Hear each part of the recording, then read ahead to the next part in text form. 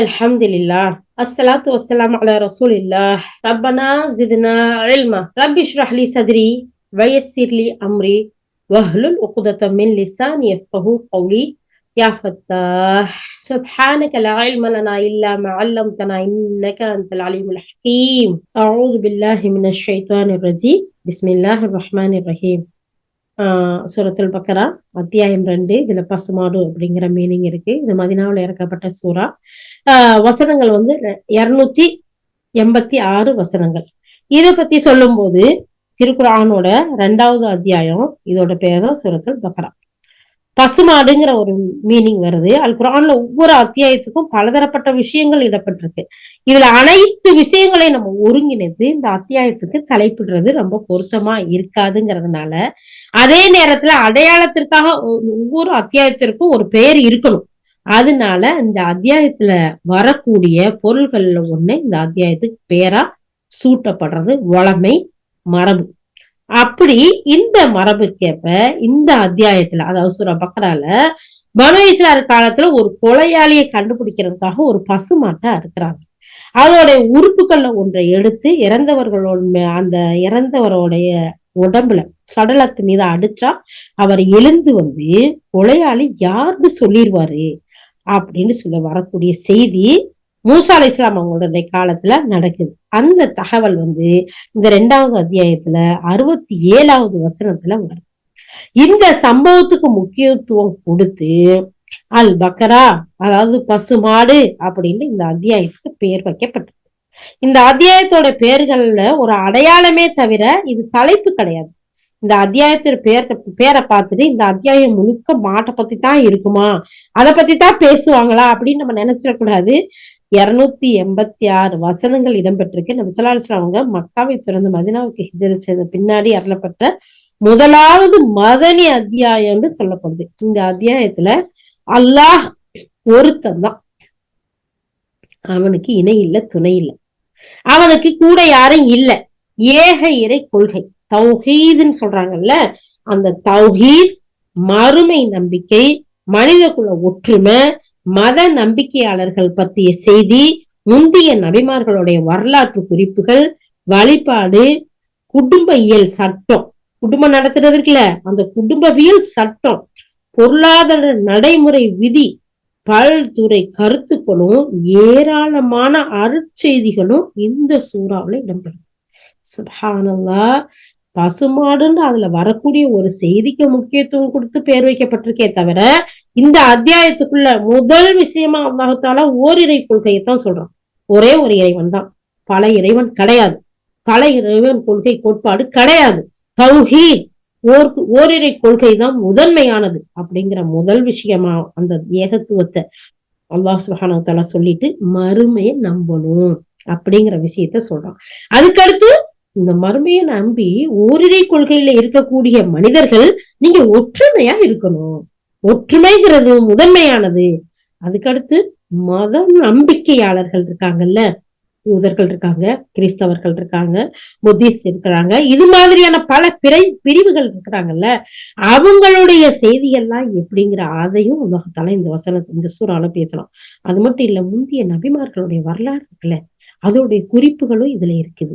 அப்புறம் வழிபாடு செய்யறது, தொழுகை, இபாதத், ஹஜ்ஜு, நோன்பு எல்லாம் இருக்கு பாத்தீங்களா, இது மாதிரியான வழிபாடு விஷயங்களையும் அல்லாஹ் சுப்ஹானஹு வ தஆலா இந்த சூறால சொல்லியிருக்கான். அப்புறம் குடும்பம் நடத்துறோம்ல, மாப்பிள்ளை, பொண்ணு, குடும்பம், மாமா, மாமி, மச்சி, மச்சான், அம்மா, வாப்பா, நானா, தம்பி, தங்கச்சி எல்லாம் இருக்காங்கல்ல, இந்த குடும்பவியல் சட்டம், குடும்பவியல் சட்டம்னா என்ன, அதை பத்தியும் அல்லாஹ் சுப்ஹானஹு வ தஆலா சொல்றானா. அப்புறம் பொருளாதாரம், பொருளாதாரத்தை அடிப்படையா வச்சுதானே குடும்பமே, குடும்பத்தை அடிப்படையா வச்சுதானே மத்த எல்லாமே. அப்ப அந்த பொருளாதார சட்ட விதிகள், இது மட்டும் இல்லாம வேற வேற துறைகள், பல்வேறு துறைகளை பத்தின செய்திகளும் கருத்துக்களும், அல்லாஹ்வுடைய அற்கிருபை நிறைந்த வசனங்களும் வார்த்தைகளும் இந்த சூறாவுல இருக்குன்னு சொல்றாங்க. அது மட்டும் இல்லாம இந்த திருக்குர்ஆனுடைய வசனங்கள், அத்தியாயங்கள் தற்போது வரிசைப்படுத்தப்பட்ட முறையில இறக்கப்பட்ட முறை வேற, எழுதப்பட்டு சொல்லப்பட்டு வரக்கூடிய முறைகள் வேற. அதை பத்தின விஷயங்களும் இந்த இடத்துல நமக்கு சொல்லி கொடுக்குறாங்க. அது மட்டும் இல்லாம இறக்கப்பட்ட வரிசைகள், பதிவு செய்யப்பட்ட வரிசைகளை பத்தியும் நமக்கு சொல்றாங்க. இதுக்கிடையே வித்தியாசம் இருக்கு. எடுத்துக்காட்டா நம்ம இப்ப தற்போது முதலாவதா அத்தியாயமா பார்த்த சூரத்துல் ஃபாத்திஹா அருளப்பெற்ற வரிசையில 5வது அத்தியாயம். 2வது அத்தியாயமான இந்த சூரத்துல் பக்கரா 87வது அத்தியாயம். 87வது சூறாவா தான் இந்த சூரத்துல் பக்கரா வந்துச்சான். ஆனா அல்லாஹ்வுடைய ரசூல் அவங்களுக்கு பணிக்கப்பட்டாங்க ஜிப்ரீல் அலைஹிஸ்ஸலாம் மூலம்.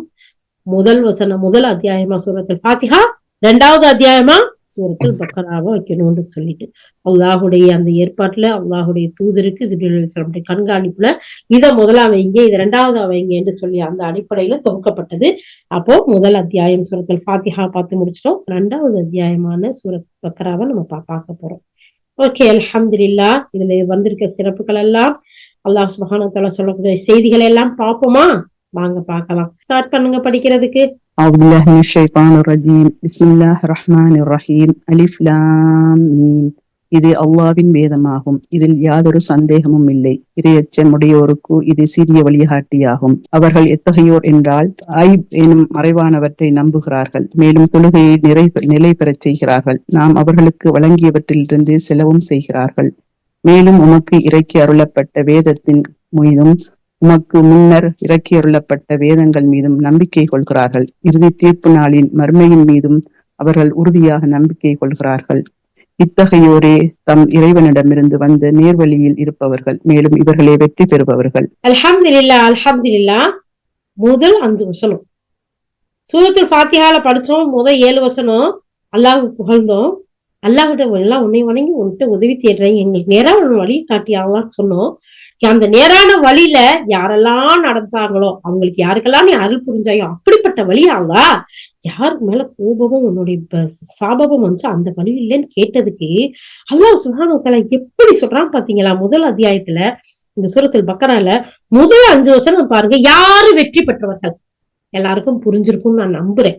இன்ஷா அல்லாஹ் கடைசியில ஒரு 10 மினிட்ஸ் உங்களுக்கு வரக்கூடிய டவுட்டை எழுதி வச்சுக்கிட்டே வாங்க, நம்ம அதை பத்தி டிஸ்கஸ் பண்ணுவோம் இன்ஷா அல்லாஹ். அப்ப அல்லாஹ் சுப்ஹானஹு வ தஆலா இந்த வசனத்துல சொல்றான், இந்த அலிஃப் லாம் மீம் ஃபத்ஹாவுடைய எழுத்துக்கள், இது அல்லாஹ் தான் அறிந்தவன். நிறைய அறிஞர்களுடைய ஏகபத்த கருத்து. இது சொல்லிட்டு அல்லாஹ் தஆலா சொல்றான், இது அல்லாஹ்வுடைய வேதம், இதுல எந்த சந்தேகமும் இல்ல. இது எப்படிப்பட்டது தெரியுமா?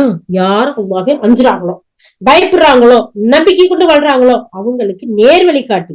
அது மட்டும் இல்ல, யாரெல்லாம் கைபுனா மறைவானத நம்பி, மறைவுங்கிறது எங்கெங்க எல்லாம் இருக்கு?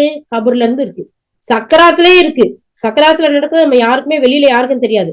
கண்ணு முன்னாடி நம்ம குடும்பத்துல நம்ம முன்னாடி ஒருத்தவங்க சக்கராத்துல இருப்பாங்க, அவங்களை சுத்தி மலக்கையில் உட்காரப்பட்டிருக்காங்கன்னு சொல்றாங்க, ஒரு டீமே வந்திருக்காங்கன்னு சொல்றாங்க. நல்லவங்களா இருந்தா அவங்களுக்கு சொர்க்கத்துடைய ஆடைகளை எடுத்துட்டு வந்திருக்காங்க, நர்மங்களை எடுத்துட்டு வந்திருக்காங்க, வாழ்த்து செய்தி சொல்றாங்கிறாங்க. நமக்கு யாராச்சும் பக்கத்துல இருந்தாலும் கண்டுபிடிக்க முடியுமா? பார்க்க முடியுமா?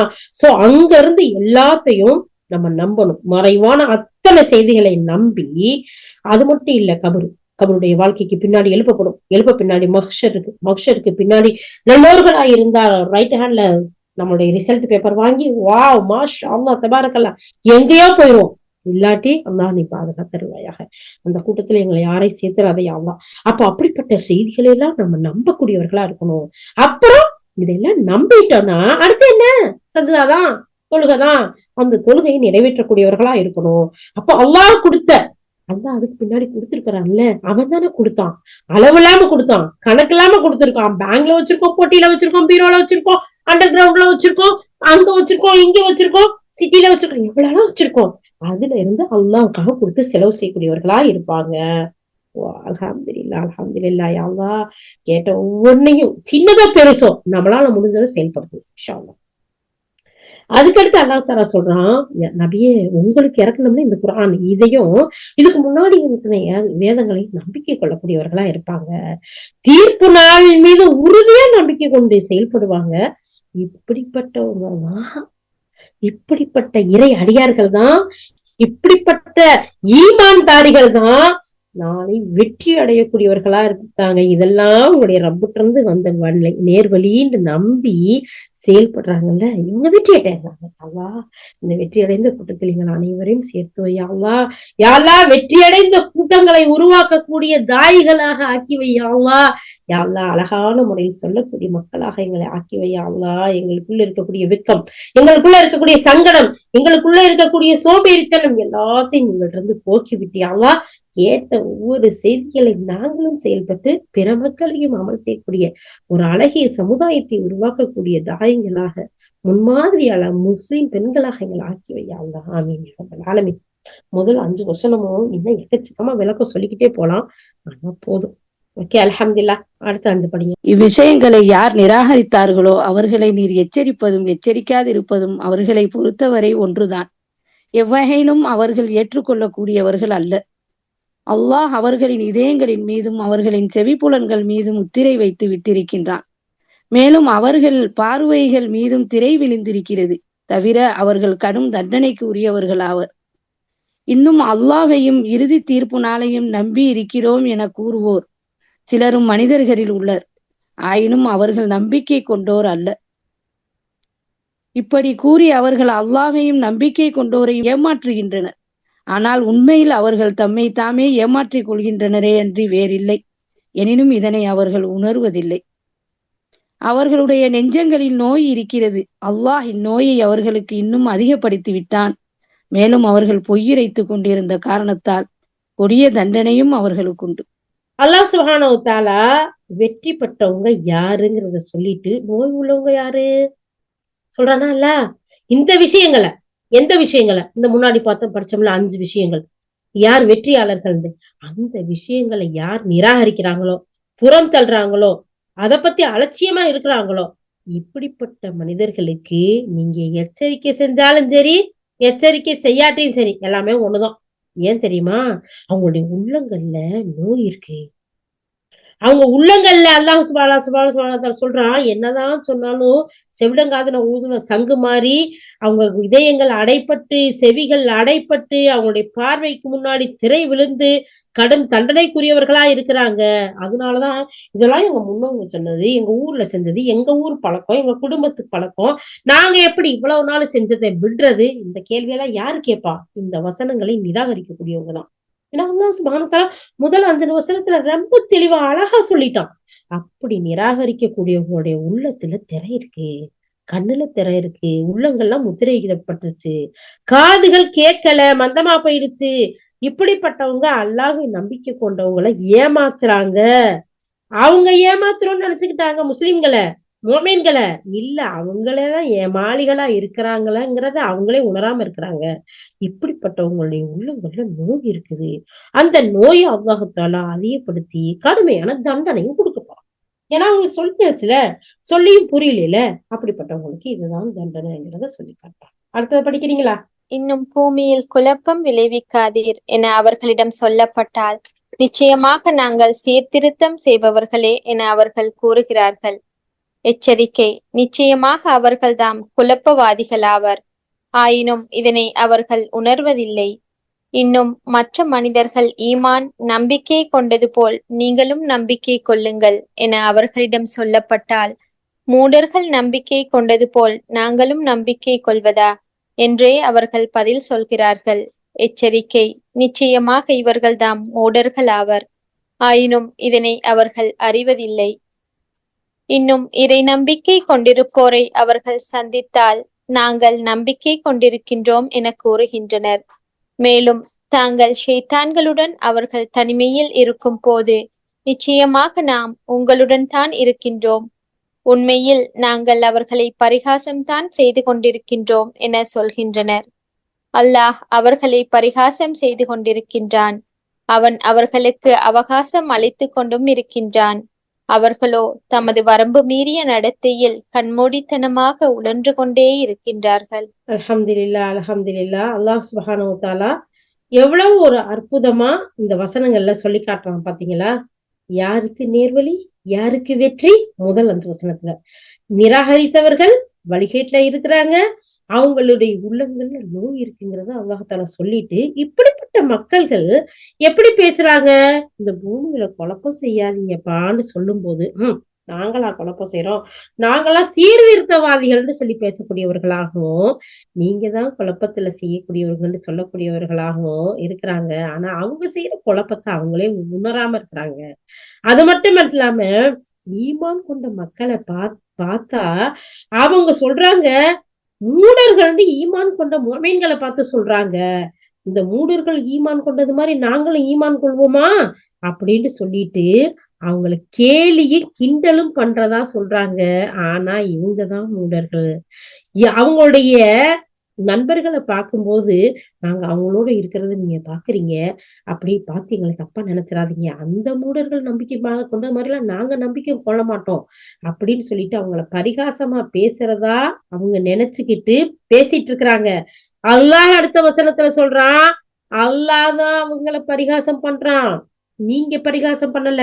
உங்களுடைய வரம்பு மீறின நடத்தையில கண்மூடித்தனமா இருக்கிறீங்க. ஆனா முஃமின்கள் வெற்றி பெற்று விட்டார்கள் அல்லாஹ் சாட்சி சொல்றான். அப்ப பாருங்க, நம்ம மற்ற மக்களுகளை நம்மளை கேலி பண்றாங்க, கிண்டல் பண்றாங்க, அப்போ தலையில முக்கா காலுக்கு பேண்ட்டும் தாடியும் தொப்பியும் அப்படின்னு சொல்றாங்க. இத பத்தியில நம்ம கொஞ்சம் கூட கவலைப்படுத்தக்கூடாது. நம்ம அல்லாஹ் நமக்கு கட்டளையிட்டத யாரு கேலி பண்ணாலும், உதாசீனப்படுத்தினாலும், அலட்சியப்படுத்தினாலும் நம்ம செயல்படணும். அல்லாஹ் அவர்களுக்கு பதில் சொல்லிக்கிறோம். அல்லாஹ் இங்க பாத்தீங்களா எவ்வளவு அழகா பதில் சொல்றான்னு. அவங்க மூடர்கள் இல்லப்பா, அவங்கள நீங்க பரிகாசம் பண்ணல, அல்லாஹ் உங்களை பரிகாசிக்கிறான், உங்களை கேலி பண்றான், நீங்க தான் மூடர்கள்ன்றத அல்லாஹ் சொல்லி காட்டுறாங்கிற ஒரு விஷயத்த பாக்குறோம். அடுத்த வசனத்தை பாருங்க எப்படி அவர் அழகா வருதுன்னு. 16வது வசனம். இத்தகையோரே நேர்வழிக்கு பகரமாக வழிகேட்டை கொள்முதல் செய்தோர். ஆனால் இவர்களின் இவ்வாணிபம் இலாபம் தரக்கூடியதாக இல்லை. இன்னும் அறவே நேர்வழி பெற்றவர்களாகவும் இவர்கள் இருக்கவில்லை. இத்தகையோரின் உவமானம் பின்வரும் உதாரணத்தைப் போல் இருக்கிறது. ஒருவர் தீயை மூட்டினார். அது அவரை சுற்றிலும் ஒளி வீசிய போது அல்லாஹ் அவர்களின் ஒளியை பறித்து விட்டான். மேலும் எதையுமே அவர்கள் காண முடியாத நிலையில் அவர்கள் இருள்களில் விட்டுவிட்டான். அவர்கள் செவிடர்களாய், ஊமையர்களாய், குருடர்களாய் இருக்கின்றனர். எனவே இப்பொழுது அவர்கள் மீள மாட்டார்கள். அல்லது இவர்களுடைய உவமானம் இவ்வாறு இருக்கிறது. வானத்திலிருந்து கடுமழை பொழிந்து கொண்டிருக்கிறது. அத்துடன் காரிருளும் இடியும் மின்னலும் உள்ளன. அதில் மாட்டிக்கொண்டவர்கள் இடி முழக்கங்களை கேட்டு மரணத்திற்கு அஞ்சி தம் காதுகளில் விரல்களை திணித்துக் கொள்கின்றார்கள். மேலும் சத்தியத்தை நிராகரிக்கும் இத்தகையோரை அல்லாஹ் எல்லா பக்கங்களிலிருந்தும் சூழ்ந்து கொண்டிருக்கின்றான். அவர்களுடைய பார்வைகளை பறிப்பது போல் பயங்கரமாக மின்னல் வெட்டுகிறது. அவர்களுக்கு அது கொஞ்சம் ஒளி தரும் போதெல்லாம் அதில் சிறிது தூரம் அவர்கள் நடந்து செல்கின்றார்கள். மேலும் இருள் அவர்களை சூழ்ந்து கொள்ளும் போது நின்று விடுகிறார்கள். இன்னும் அல்லாஹ் நாடினால் அவர்களுடைய கேள்வி புலன்களையும் பார்வை புலன்களையும் முழுமையாக பறித்திருப்பான். நிச்சயமாக அல்லாஹ் எல்லாவற்றின் மீதும் பேராற்றல் உடையவனாய் இருக்கின்றான். அல்ஹம்துலில்லாஹ். அல்லாஹ் சுப்ஹானஹு வ தஆலா ஏற்கனவே வெற்றி பெற்றவங்களை சொல்லிட்டு, நோயுள்ளவங்க யாருங்கிறத சொல்லிட்டு, யாரு குழப்பமும் அழிச்சாட்டியம் பண்றவங்களா இருக்கிறாங்க, அல்லாஹ்வுடைய தண்டனைக்கு இருக்கிறவங்கன்னு சொல்லிட்டு அடுத்தும் சொல்றான் பாருங்க, இப்படிப்பட்டவங்க தான் நேர்வழிக்கு பகரமா, நேர்வழிக்கு பதிலா தீமைய விலைக்கு வாங்கி கொண்டவங்க. இவங்க அறவே நேர்வழி பெற்றவர்களா இருக்கல. இவங்களுடைய இவங்க செஞ்சக்கூடிய இந்த பிசினஸ் அவங்களுக்கு லாபம் கொடுக்கக்கூடியதா இல்ல அப்படின்னு சொல்லிட்டு அவங்களுக்கு உதாரணம் எப்படிப்பட்டது தெரியுமா? அல்ஹம்துலில்லாஹ், அல்லாஹ் எவ்வளவு அழகா உதாரணம் சொல்றான் பாருங்க, எக்ஸ்பிளனேஷன் கொடுக்குறான் பாருங்க. ஒரு தீயை மூட்டி அதை சுத்தி உக்காந்துக்கிட்டு அதோட வெளிச்சம் தெரிஞ்சா அவங்களுக்கு நடக்கிறாங்க, இல்லாட்டி நின்றுறாங்க. இவங்க எப்படிப்பட்டவங்க தெரியுமா? கண்ணு இருந்தும் குருடு, காது இருந்து செவிடு, கல்பு இருந்தும் ஒண்ணுமில்ல, வாயிருந்து ஊமைகளாகவும், செவி இருந்து செவிடர்களாகவும், கண்ணு இருந்து குருடர்களா இருக்கிறாங்க. இவங்க இதுல இருந்து மீளவே மாட்டாங்க. யா அல்லாஹ் நீ காப்பாத்தியா அல்லாஹ், நீ காப்பாத்தியா அல்லாஹ். அது மட்டும் இல்ல, இவங்களுக்கு உவமானம் என்ன தெரியுமா? இவங்களுக்கு ஒரு உதாரணம், வானத்துல இருந்து பெரியற மலை மாதிரி. அதுல மாட்டிக்கொண்டவன் எப்படி இருக்கான்? மரண பயத்துல அஞ்சி அப்படியே இடியெல்லாம் வரும்போது காதுக்குள்ள கைய வச்சுக்கிட்டு, அச்சோ இடி விழுந்துருமோ, நம்ம இதுல போயிருவோமோ அப்படிங்கிற அந்த மாதிரியான ஒரு சூழ்நிலை. அவனுடைய அந்த மின்னல் அவன் பார்வையை பறிச்சுட்டு போயிருமோங்கிற ஒரு இருள் சூழ்ந்த அந்த ஒரு இடத்துல காற்றுல மாட்டிக்கிட்டா எந்த மாதிரியான ஒரு அவஸ்தை. அது மாதிரிதான் அல்லாஹ் நாடுனா ஒரு செகண்ட் உங்களுடைய பார்வைகளை, உங்களுடைய கேள்விகளை இவங்களை பறிச்சுக்கிட்டு போறதுக்கு எல்லாத்துக்கும் பேராற்றல் உடையவனா அல்லாஹ் சுப்ஹானஹு வ தஆலா இருக்கான். அதை மறந்துட்டா நீங்க அழிச்சாட்டியம் பண்றீங்க. நிராகரிக்கிறீங்க, பூமியில குழப்பம் செய்றீங்க, செய்யாதீங்க. அல்லாஹ்வுடைய தண்டனைக்கு ஆளாக வேண்டி வரும் அப்படிங்கிறத அல்லாஹ் சுப்ஹானஹு வ தஆலா அழகான முறையில சொல்லி காட்டுறான். மனிதர்களே, உங்களையும் உங்களுக்கு முன்னிருந்தோரையும் படைத்த உங்கள் இறைவனுக்கு அடிபணியுங்கள். அவ்வாறு செய்வதனால் மட்டுமே நீங்கள் உங்களை காப்பாற்றிக் கொள்ள முடியும். அவனே உங்களுக்காக பூமியை விரிப்பாகவும் வானத்தை முகடாகவும் ஆக்கினான். அவனே மேலிருந்து மழையை பொழியச் செய்து அதை கொண்டு உங்கள் உணவுக்காக விளை பொருட்கள் அனைத்தையும் வெளிப்படுத்துகின்றான். எனவே இவற்றையெல்லாம் நீங்கள் அறிந்திருந்தும் அல்லாஹ்விற்கு இணைகளை ஏற்படுத்தாதீர்கள். நாம் நம் அடியார்கள் மீது இறக்கியுள்ள இவ்வேதத்தை பற்றி இது நம்மால் அருளப்பட்டதா இல்லையா எனும் சந்தேகத்தில் நீங்கள் இருப்பீர்களானால் இதை போன்ற ஒரே ஒரு அத்தியாயத்தை ஏனும் உருவாக்கி கொண்டு வாருங்கள். இதற்காக அல்லாஹுவை தவிர உங்களுக்கு துணை புரிபவர்கள் அனைவரையும் அழைத்துக் கொள்ளுங்கள். நீங்கள் உண்மையாளர்களாய் இருப்பின் இதனை செய்து காட்டுங்கள். நீங்கள் அப்படி செய்யாவிட்டால் நிச்சயமாக உங்களால் ஒரு போதும் அவ்வாறு செய்ய முடியாது. மனிதர்களையும் கற்களையும் எதிர்பொருட்களாக கொண்டதும் சத்தியத்தை நிராகரிப்பவர்களுக்காக தயார் செய்யப்பட்டதுமான நரக நெருப்புக்கு அஞ்சுங்கள். மேலும் நபியே, இவ்வேதத்தில் நம்பிக்கை கொண்டு அதன் அறிவுரைகளுக்கேற்ப நற்செயல்கள் புரிவோருக்கு கீழே ஆறுகள் ஓடிக்கொண்டிருக்கும் சுவனங்கள் நிச்சயமாக உண்டு எனும் நற்செய்தியை கூறுவீராக. அந்த சுவனங்களில் ஏதேனும் ஒரு கனி அவர்களுக்கு உணவாக வழங்கப்படும் போதெல்லாம் அக்கனிகள் பூமியில் உள்ள கனிகளைப் போல் தோற்றத்தில் ஒத்திருப்பதால் இத்தகைய கனிதான் முன்பு உலகில் நமக்கு உணவாக வழங்கப்பட்டது என அவர்கள் கூறுவார்கள். இன்னும் அங்கு அவர்களுக்கு தூய்மையான துணைகளும் உண்டு. மேலும் அங்கு அவர்கள் நிரந்தரமாக வாழ்பவர்கள். அல்ஹம்துலில்லாஹ் அல்ஹம்துலில்லாஹ். அல்லாஹ் சுப்ஹானஹு வ தஆலா 21வது வசனத்துல இருந்து அல்லாஹ் தஆலா எப்படி சொல்றான் பாத்தீங்களா? முதல்ல அல்லாஹ் சொல்லிட்டான் வெற்றியாளர்களை, அதுக்கடுத்து நோய் உள்ளவர்களை, அவர் குழப்பம் செய்யறவங்களை, அவங்களுடைய நிலைமைகள் எப்படி இருக்கும், அவங்களுக்கு பெரிய தண்டனைகள் எப்படி இருக்கும், அவங்களுக்குரிய உதாரணங்கள் எப்படி இருக்குங்கிறதெல்லாம் சொல்லிட்டு அல்லாஹ் சொல்றான், யா யுஹன்னாஸ், ஓ மனிதர்களே, உங்களையும் உங்களுக்கு முன்னாடி இருந்தவங்களையும் உங்களை உங்க ரப்பு தான் படைச்சான். நீங்க அதனால அவனை மட்டும் வணங்குங்க, அவனுக்கு மட்டும் அடிப்படைங்க. நீங்கள் உங்களை காப்பாற்றிக்கிட முடியாது. அந்த ரப்புக்கு இணை வச்சீங்கன்னு வச்சுக்கோங்களேன், பூமியில குழப்பம் செஞ்சீங்கன்னு வச்சுக்கோங்களேன், பசாதுகளையும் பிரச்சனைகளையும் ஏற்படுத்தினீங்கன்னு வச்சுங்களேன், உங்களையும் உங்களை காப்பாற்ற முடியாது. அதனால மனிதர்களே, உங்களுக்கு முன்னே இருந்தவங்களையும் அல்லாதான் படைச்சான். அதனால நீங்க என்ன செய்யுங்க, நீங்க அவனுக்கு மட்டுமே வணங்குங்க, அவனுக்கு இணை வைக்காதீங்க அப்படிங்கறதான் சொல்லிட்டு சொல்றான். உங்களுக்கு பூமியை விரிப்பா, வானத்தை முகடா, உங்களுக்கு எல்லா உணவுகளையும் படைத்து எல்லாத்தையும் கொடுத்த அந்த ரப்பை விட்டு போட்டு நீங்க அல்லாவுக்கு இணை வைக்கிறீங்க. அப்படி இணைகளை ஏற்படுத்தாதீங்க. அவன் தான் உங்களை படைச்சா, உங்களுக்கு எல்லா வாழ்வாதாரங்களையும் கொடுத்துருக்கான் அப்படின்னு சொல்லிட்டு அல்லாஹ் சொல்றான். நான் யார் நம்முடைய அடியாருக்கு மேல இறக்குன இந்த வேதத்தை நம்பிக்கை கொள்ளாம சந்தேகத்துல இருப்பாங்களோ அவங்க வேணா நீங்க எல்லாம் முயற்சி பண்ணி நீங்க ஒரு வேதத்தை கொண்டு வாங்கல. ஏன் ஒரு வேதத்துக்கு போறீங்க? இதுல 114 சூறாக்கள் இருக்கு. ஏன் 114 சூறாவுக்கு போறீங்க? ஒரு சூறா, ஒரு ஆயத்தாச்சும் நீங்க கொண்டு வருவீங்களா? கொண்டு வர முடியாது. நீங்க இதுக்காக அல்லாஹ் ரசூலை விட்டுட்டு நீங்க உலகத்துல இருக்க யார வேணாலும் கூப்பிட்டுக்கோங்க, ஆனாலும் உங்களுக்கு கொண்டு வர முடியாது. நீங்க இதுல தோல்வி அடைஞ்சுதான் போவீங்க. ஏன்னா இது அவருடைய வார்த்தை, மனிதர்களுடைய வார்த்தைகள் இல்ல அப்படின்னு சொல்லிட்டு அல்லாஹ் சொல்றான். நீங்க அப்படி செய்யாட்டையே உங்களால உண்மையும் செய்ய முடியாது. ஆனா இந்த ஒரு விஷயத்துக்கு மட்டும் பயந்துக்கங்க, நாளைக்கு மறுமையில நீங்க செஞ்சதெல்லாம் விசாரிக்கப்பட்டு மனிதர்களை கற்களையும் எரிகொள்ளா கொண்ட அந்த நரகத்துக்கு உரியவர்கள் ஆயிடாதீங்க. அந்த நரகத்தை அஞ்சுங்க. மனிதர்கள் தான் அதோட எரிபொருள். அதனால நீங்க என்ன செய்யுங்க, அந்த நரகத்தை அஞ்சி வாழுங்கிறத அல்லாஹ் சுப்ஹானஹு வ தஆலா இந்த இடத்துல சொல்லி காட்டுறோம். அதனால நம்ம ஒவ்வொருத்தரும் ரொம்ப கவனமா கேர்ஃபுல்லா இருக்கணுங்கிறத பாக்குறோம். நிச்சயமாக அதைவிட அற்பமானதையோ ஓமானமாக காட்டுவதற்கு வெட்கப்படுவதில்லை. நம்பிக்கை கொண்டவர்களோ நிச்சயமாக தன் இறைவனிடமிருந்து வந்த சத்தியமே இது என்று புரிந்து கொள்வார்கள். ஆனால் நிராகரிப்போரோ இத்தகைய அற்ப உதாரணங்களை கொண்டு அல்லாஹ் எதை நாடுகின்றான் என கூறுவார்கள். இவ்வாறாக ஒரே விஷயத்தை கொண்டு அல்லாஹ் பலரை வழிகேட்டில் ஆழ்த்துகின்றான். மேலும் அதனை கொண்டு பலருக்கு நேர்வழியும் காட்டுகின்றான். ஆனால் கீழ்ப்படியாதவர்களை தவிர வேறு எவரையும் இதனை கொண்டு அவன் வழிகேட்டில் ஆழ்த்துவதில்லை. அவர்கள் எத்தையவர்கள் எனில் அல்லாஹுடன் உறுதியான உடன்பாடு செய்து கொண்ட பின்னர் அதை முறித்து விடுவார்கள்.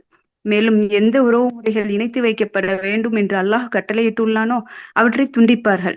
மேலும் பூமியில் குழப்பம் செய்து கொண்டு திரிவார்கள். உண்மையில் இத்தகையோரை இழப்புக்குரியவர்கள் ஆவர். அல்லாஹ்வை நிராகரிக்கும் போக்கினை எவ்வாறு நீங்கள் மேற்கொள்கின்றீர்கள்? உண்மை யாதெனில் நீங்கள் உயிரற்றவர்களாய் இருந்தீர்கள். அவனே உங்களுக்கு உயிர் ஊட்டினான். பின்னர் அவனே உங்களை மரிக்கச் செய்வான். பின்னர் மீண்டும் அவனே உங்களுக்கு உயிர் கொடுப்பான். பின்னர் அவனிடமே நீங்கள் மீட்கப்படுவீர்கள். அவனே பூமியில் உள்ள அனைத்தையும் உங்களுக்காக படைத்தான். பின்னர் வானங்களை படைக்க கருதி அவற்றை 7 வானங்களாக அமைத்தான். மேலும் அவன் ஒவ்வொரு பொருளையும் நன்கறிந்தவனாக இருக்கின்றான். அந்த நேரத்தை நினைவு கூறும் இறைவன் மலக்கு வானவர்களை நோக்கி, நான் ஒரு பிரதிநிதியை கலிஃபாவை பூமியில் ஏற்படுத்தப் போகின்றேன் என்று கூறினார். அப்போது அவர்கள், பூமியில் அதன் ஒழுங்கமைப்பை சீர்குலைத்து மேலும் ரத்தம் சிந்தக்கூடியவரையா அதில் பிரதிநிதியாக நீர் ஏற்படுத்தப் போகின்றாய்? நாங்கள் தான் உன்னை புகழ்ந்து துதிபாடி உன் தூய்மையை போற்றிக் கொண்டிருக்கின்றோமே என வினவினார்கள். அதற்கு இறைவன் கூறினான், நீங்கள் அறியாதவற்றையெல்லாம் நிச்சயமாக நான் அறிவேன். அல்ஹம்துலில்லாஹ், அல்ஹம்துலில்லாஹ். அல்லாஹு தாலா 25வது வசனத்துல இருந்து எவ்வளவு ஒரு அழகான செய்தியை சொல்றான் பாருங்க. 24 வசனம் வரைக்கும் முத்தகிங்களை சொல்லிட்டு இறை நிராகரிப்பாளர்கள் நரகத்து வேதனையை பயந்து நீங்க வாழுங்கிற ஒரு விஷயத்த அல்லாஹ் சுப்ஹானஹு வ தஆலா சொல்லிட்டு 25வது வசனத்துல அல்லாஹ் சுப்ஹானஹு வ தஆலா சொல்றான், வபஷிரில்லதீன ஆமனூ, நபியே இந்த வேதத்துல நம்பிக்கை கொண்டு அதனுடைய அறிவுரைகளை கேட்டு அதன்படி நல்ல அமல்கள் செஞ்சாங்கல்ல, நல்ல அமல்கள் செஞ்சு வாழ்ந்தாங்கல்ல, அவங்களுக்கு கீழே ஆறுகள்லாம் ஓடக்கூடிய சொர்க்கம் இருக்குன்னு நீங்க நற்செய்தி சொல்லுங்க, சுப செய்தி சொல்லுங்க. அவங்களுக்கு எப்படி? சுப்ஹானல்லாஹ், இது அல்லாஹ்வுடைய செய்தி, இது சும்மா சாதாரண வாக்குறுதி கிடையாது. அப்போ அதன்படி அமல் செய்யக்கூடியவர்களுக்கு சொர்க்கம், அது கீழே ஆறு இருக்கு. அதுல கனிவர்க்கங்கள்லாம் உணவா அவங்களுக்கு கொடுத்து போகும்போது சொல்லுவாங்க, நாங்க பூவில இந்த ஆப்பிள், ஆரஞ்சு, இந்த பனானா, இந்த பொமக்ரானைட், இந்த வாட்டர்மெலன் இதெல்லாம் சாப்பிட்டோம், அது மாதிரிதான் இருக்கு அப்படின்னு அவங்க சொல்லுவாங்க. அப்படி சொன்னா, ஆமா, ஆனா நீங்க சாப்பிட்டு பாருங்க, அப்புறம் தெரியும் உங்களுக்கு அந்த டேஸ்ட் அப்படின்னு சொல்லப்படும். சுப்ஹானல்லாஹ். அது மட்டும் இல்ல, அவங்களுக்கு உணவுகள் மட்டும் இல்ல, அவங்களுக்கு அழகான ஜோடிகளும் இருக்கு. அந்த ஜோடிகள் எப்படிப்பட்டவங்களா இருப்பாங்க தெரியுமா? தூய்மையானவர்களா இருப்பாங்க. அதுல அவங்க அந்த ஜோடிகளோட நிரந்தரமா அவங்க வாழக்கூடியவர்களா இருப்பாங்க அப்படிங்கிறதையும் அல்லாஹ் சுப்ஹானஹு வ தஆலா இந்த 25வது வசனத்துல சுப செய்தியா சொல்றான். யாருக்கு சுப செய்தி? இந்த வேதத்தை நம்பி அதன்படி செயல்பட்டவங்களுக்கு இந்த சுப செய்திகள் எல்லாம். அதுக்கு அடுத்த வசனத்துல அல்லாஹ் தஆலா சொல்றான், அல்ஹம்துலில்லாஹ். இந்த 25 வசனத்தை சொன்ன ரப்பு அடுத்த வசனத்துல சொல்றான், அல்லாஹ் சுப்ஹானஹு வ தஆலா இருக்கான்ல, ஒரு கொசுவையோ ஒரு எதையோ ஒண்ணு சொல்றதுக்கு அவன் வெட்கப்பட மாட்டான். ஏண்டா, அந்த அல்லாஹ் தஆலா அவன் நாடினவங்களுக்கு நேர்வழியை கொடுக்குறான், அவன் நாடினவங்களுக்கு வழிகேட்டுல விட்டுறான். இதை எல்லாம் பார்க்கும்போது சுப்ஹானல்லாஹ், நீங்க எப்படிப்பட்டவங்க தெரியுமா? அல்லாஹ்வோட உறுதியான உடன்படிக்கை செஞ்சதுக்கு பின்னாடி முறிக்கக்கூடியவர்களா இருக்கீங்க. உறவை பேன்றோம்னு சொல்லிட்டு விரட்டி விடக்கூடியவர்களா இருக்கீங்க, துண்டிக்கக்கூடியவர்களா இருக்கீங்க, பூமிகளை குழப்பம் செய்து தெரியக்கூடியவர்களா இருக்குங்க. இப்படிப்பட்டவங்க நல்லா தெரிஞ்சுக்கங்க, உங்களுடைய செயல்கள் எல்லாம் இழப்புக்குரியது, வீணானது. இது உங்களுக்கு எந்த ஒரு பலனும் கொடுக்காதுங்கிறத தெரிஞ்சுக்கோங்கன்னு நான் சொல்றேன். சொல்லிட்டு 28வது வசனத்துல, அல்லாஹ்வை நிராகரிக்கும் போக்கை யாரெல்லாம் மேற்கொள்றாங்களோ அவங்க எப்படிப்பட்டவங்க தெரியுமா? உயிரற்றவர்களா இருந்தாங்கல்ல, அவங்களுக்கு அல்லாஹ் உயிர் கொடுத்தான்ல, அதே மாதிரி இப்ப உயிரை கொடுத்திருக்கிற ரப்பு உங்களை மறிக்க வைப்பான், மீண்டும் உயிர் கொடுத்து உங்களை எழுப்புவான்.